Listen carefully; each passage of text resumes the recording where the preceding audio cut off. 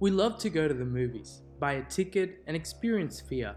Horror films, more specifically the ones that intertwine with the sci-fi genre, are known to attack the fears and anxiety of the spectator using techniques that goes beyond jump scares and truculent scenes.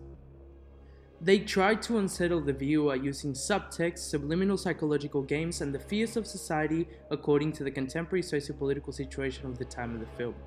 This is a common practice that can be seen in multiple films such as The Invasion of the Body Snatchers in 1956 and The Village of the Damned in 1960, during the rise of the communist paranoia in America, and the proliferation of mutant monsters in Them, released in 1954, and Godzilla, also released in 1954, during the peak of nuclear studies. But without a doubt, the use of subtext and subliminal psychological games is the most powerful weapon that a filmmaker can use in order to unsettle the viewer and their state of mind. The 1979 film Alien, directed by Ridley Scott, is a clear example of this.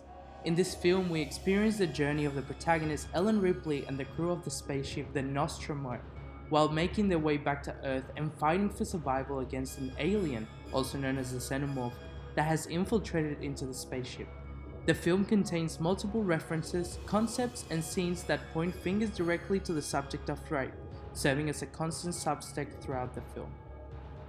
Not only were brilliantly introduced in the beginning sequence to the space and environment in which the protagonists are within, but in a certain way, in only 5 minutes of screen time, represents with subtlety the horrifying subtext that Dan O'Bannon and Ronald Sarchet, the writer and executive producer of the film, try to convey. The camera, as if it were a presence, swarms through the immersed corridors of the Nostromo. In its path, it interacts with the stage. It opens doors, turns on lights, waves a notepad, activates the computer systems of the ship. But it is the last door that crosses the one that makes a difference. The disembodied visitor enters the cleanest cabin, pure and full of harmony, as if it were a human matrix where the protagonist is sleeping. And he does so with the insidious goal of disturbing their dream, breaking their calm, harming their well-being, pushing them to the horror that awaits for them between the dirty metal and the steam of their spaceship. This starting point perfectly exemplifies, and in the most ingenious way possible, the psychosexual reading that O'Bannon proposes, with the reproductive cycle of the Xenomorph playing as the most evident and grotesque counterpoint of the allegory of rape in Alien. The entrance of Dallas Kane Lambert in the crashed ship on the planet to which they discovered the ill-fated space jockey is the first obviously sexual symbol that we can find in the film. The axis, whose shape alludes to that of a vagina, the construction of the corridor similar to fibromuscular ducts, and the appearance of characters who, dressed in their diving suits, resemble sperm, make up a graphic representation of genital profanation. The sacrilege continues when Kane, the character played by John Hurt, accesses the lower level of the room, which, as if it were the uterus of the structure, houses in its humid and warm inside life forms shaped like eggs about to hatch. It is this framework that surrounds the detonator of the nightmare to which the crew of the Nostromo will be dragged to, and the one that initiates the beginning of the festival of horror created by Dan O'Bannon. According to the scriptwriter, in multiple interviews, he revealed his intention to attack the male spectator where it can affect him the most, using the sexual theme as a hook and addressing it from the always effective angle of fear of the unknown. And what does the man not know about this area? Pregnancy, an exclusive phenomenon of human females; rape, whose majority of victims are women; and paternity, a widespread phobia among a large population index. This holy trinity of horror is personified in Alien, in the form of the reproductive cycle of the creature that gives its name to the film, process that, as it could not be otherwise, begins with rape. Kane watches the upper opening of one of the Xenomorph's eggs from the false security of his robust spacewalking equipment. From this slit, again conceived with a vaginal aspect, the facehugger emerges, playing the role of the sexual aggressor, pouncing on the face of his victim, breaking his protective barrier and surrounding his neck and face with its tail. Once the prey is immobilized, the predator, whose morphology turns out to be a grotesque combination of male and female sexual organs in a single being, slides its phallic reproductive organ through the throat and esophagus of the victim. The violation is being consummated, and the factor of homoeroticism taken to the extreme makes a dent in the unconscious of the spectator. The rapist is on his trophy, and he will continue to be only and exclusively until he decides, until he is satisfied, until he has fulfilled his wishes. Once the crew returns with the battered cane upon the Nostromo, and the facehugger decides to free him from his suffocating domain, the victim wakes up in a state of lethargy to realize that his brain has blocked all memory of the traumatic experience, defense mechanism of humans that can be observed in numerous cases of rape. But this is only designed to create a false state of return to calm, normality, transience of the effects of the assault. The dinner sequence suggests a disappearance of the ghosts of rape, laughter, humorous comments, and the joy of the return for the loved one.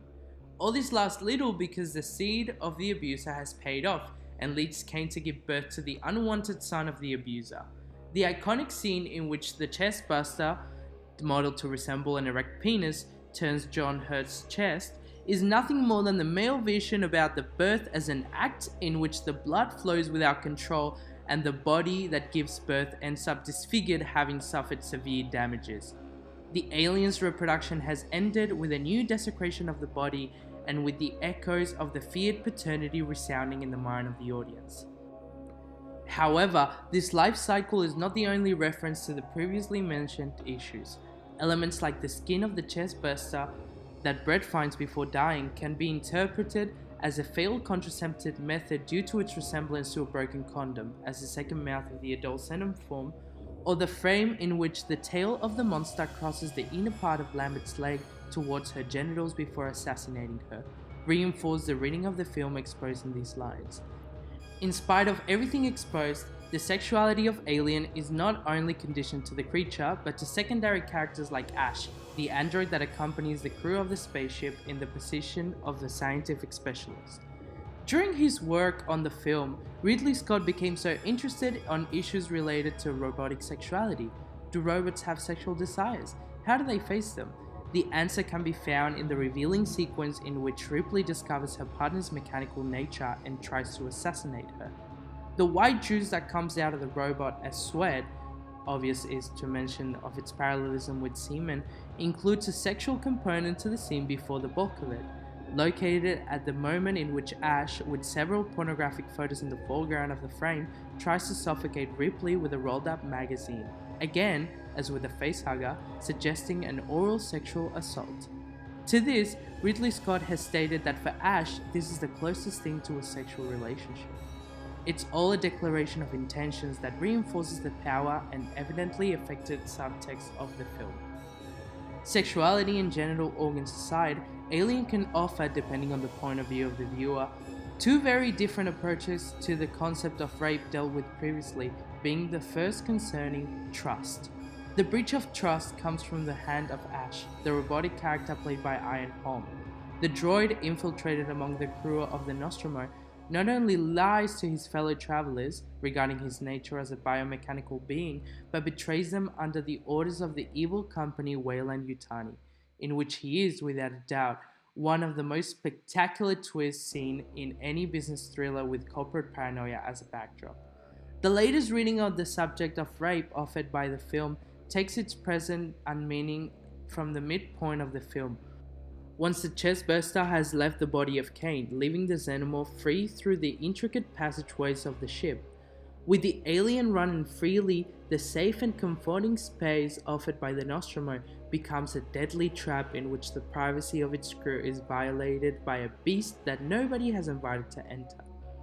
This reading takes on more weight if it fits in the final sequence of the film, in which the xenomorph invades the transport used by Ripley to escape its claws, revealing its presence when the protagonist is in her underwear, calmly about to enter in his hypersleep chamber, a moment of greater vulnerability for Ellen Ripley throughout the film. Any film in which a minimum of brain and intelligence has been used to build not only its script, but also its particular universe, will possess a theme hidden under its surface that will reveal the concerns of its creative team, and that will be used to affect in one way or another the potential audience of it. In the case of the saga Alien, the rape in the first installment, the parallelism in the Vietnam War and its sequel Aliens, or the strange allegory of AIDS and the religiosity that can be sensed in the third part are only indicative that, without a doubt, the films that compose it have given rise to the best anthology sci-fi terror of all time.